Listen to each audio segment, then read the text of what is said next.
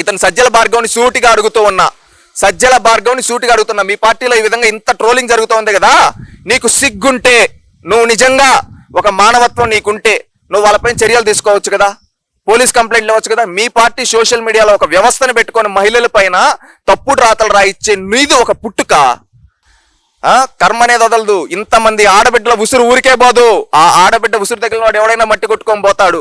అలాంటిది ఎంతమంది ఆడబిడ్డల ఉసురు తగులుతుందో జగన్మోహన్ రెడ్డి ఏమవుతాడో, ఇతను ఈ తప్పుడు రాతలు రాయిపించే ఈ సజ్జల భార్గవ్ ఏమవుతాడో ఆ దేవుడికే తెలియాలి. కూడా స్పందించారు. ప్రతి ఎలక్షన్స్ ముందు నరబలి తప్పదు అని జగన్ గారిని ఉద్దేశిస్తూ ఈ వ్యాఖ్యలు చేయడం చూస్తున్నాం లోకేష్ గారు. అంటే మరి ఆయన అంటే ఏ ఉద్దేశంలో ఈ వ్యాఖ్యలు చేశారు? ఒకటి ఏంటంటే జగన్మోహన్ రెడ్డి గారు నేను ఇంతకుముందు చెప్పడం జరిగింది క్లారిటీగా. ఈ పాయింట్ ఆఫ్ వ్యూలో ఇప్పుడు సాధారణ ఒక యాక్సిడెంట్ ని తీసుకొని వచ్చి ఆత్మహత్యని ఈ విధంగా చెప్పి, ఈ విధంగా వాళ్ళు ట్రోలింగ్ అని చెప్పి లేనిపోనట్టు కల్పిస్తూ ఈ విధంగా ఇంత చేస్తూ ఉన్నారంటే మీరు ఒక్కసారి ఆలోచించండి వీళ్ళ స్థితి ఏంటో. 2014 ఎన్నికల్లో రాజశేఖర రెడ్డి శవాన్ని అడ్డు పెట్టుకొని రాజకీయాలు చేశారు. 2014 ముందు ఏమన్నారు? ఎవరైతే అంబానీ వాళ్ళే చంపించేశారు మా తండ్రి గారిని అన్నారు. అదే ఆ తర్వాత జరిగింది కొన్ని అంటే అదే అంబానీ మనుషులకి రాజ్యసభ ఇచ్చారు. ఎవరు? ఇదే జగన్మోహన్ రెడ్డి గారు.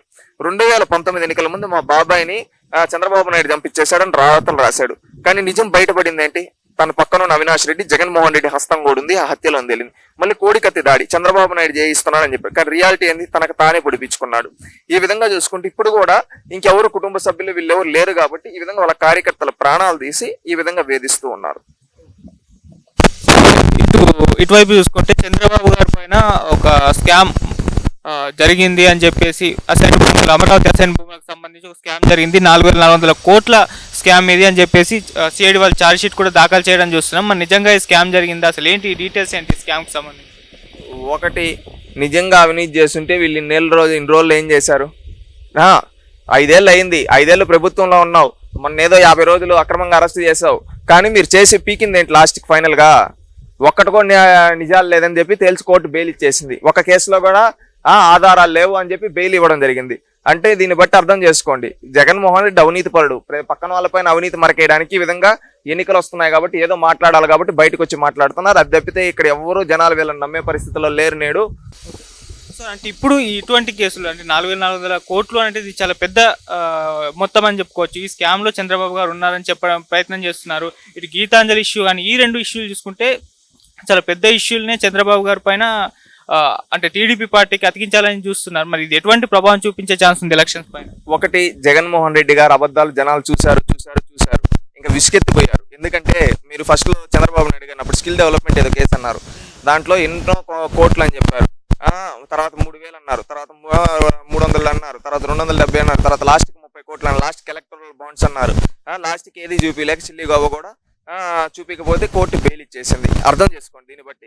అంటే వీళ్ళు ఏమంటే ఆరోపణలు చేసేయడం, అది తుడుచుకునే సమయం ఉంటుంది కదా, ఆ తుడుచుకునే సమయంలో మేమేదో నెగ్గిపోతాం అనుకుంటున్నారు జనాలు. ఇప్పుడు వీళ్ళు చేసిన అబద్ధాలు, వీళ్ళు చేసే ఫేక్ ప్రాపగండాస్ ఎవరు నమ్మే పరిస్థితులు లేరు.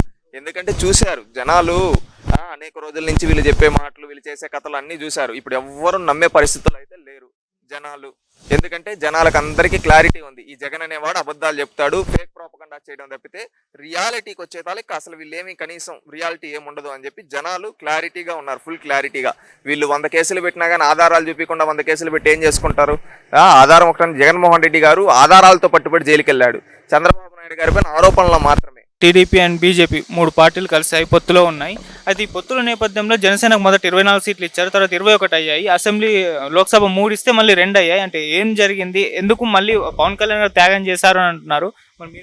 అది ఆ పార్టీ యొక్క అధినేతలు కూర్చొని డిసైడ్ చేసుకున్నారు. ఆ రోజు పొత్తు కన్ఫర్మ్ అయిన తర్వాత అక్కడ ఆ 3 పార్టీలు కూర్చొని, అంటే ముందు 2 పార్టీలు ఉన్నప్పుడు 2 పార్టీలకు అనుగుణంగా ఆ సీట్లు అనేది డివైడ్ చేసుకోవడం జరిగింది. మళ్ళీ 3 పార్టీ నాయకులు కూర్చున్నప్పుడు అక్కడ సీట్ల డిస్కషన్ వచ్చినప్పుడు అక్కడ వాళ్ళ ముగ్గురు కలిసి తీసుకున్న డెసిషన్లో ఎవరికి బలాబలాల మేరకు ఎవరెక్కడి నుంచి వెళ్తే బాగుంటుంది. ఇప్పుడు ఒక నియోజకవర్గంలో బీజేపీ స్ట్రాంగ్గా ఉంటుంది, జనసేన కొంచెం వీక్గా ఉంటుంది, తెలుగుదేశం ఇంకొంచెం వీక్గా ఉంటుంది. అలాంటి దగ్గర ఏంటంటే బీజేపీకి ప్రయారిటీ ఇవ్వడం. ఇంకొక దగ్గర తెలుగుదేశం చాలా స్ట్రాంగ్ ఉంటుంది, జనసేన సెకండ్ ఉంటుంది, బీజేపీ థర్డ్ ఉంటుంది, అప్పుడు తెలుగుదేశంకి ప్రయారిటీ ఇవ్వడం.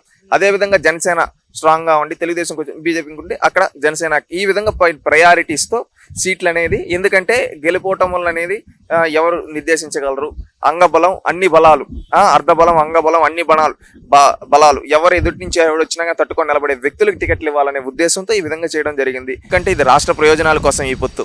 ఇదేదో పవన్ కళ్యాణ్ గారి పదవి కోసం, చంద్రబాబు నాయుడు గారి పదవి కోసం, బీజేపీకి సీట్ల కోసం కాదు, రాష్ట్ర ప్రయోజనాల కోసం, రాష్ట్ర భవిష్యత్తు కోసం ఈ పొత్తులో కొన్ని త్యాగాలు అనేది చేయాల్సి ఉంటుంది. తప్పకుండా ప్రతి ఒక్కరూ చిన్న త్యాగాలు ఉంటాయి. ఆ త్యాగాలన్నీ రాష్ట్ర ప్రజల కోసమే, రాష్ట్ర ప్రయోజనాల కోసమే.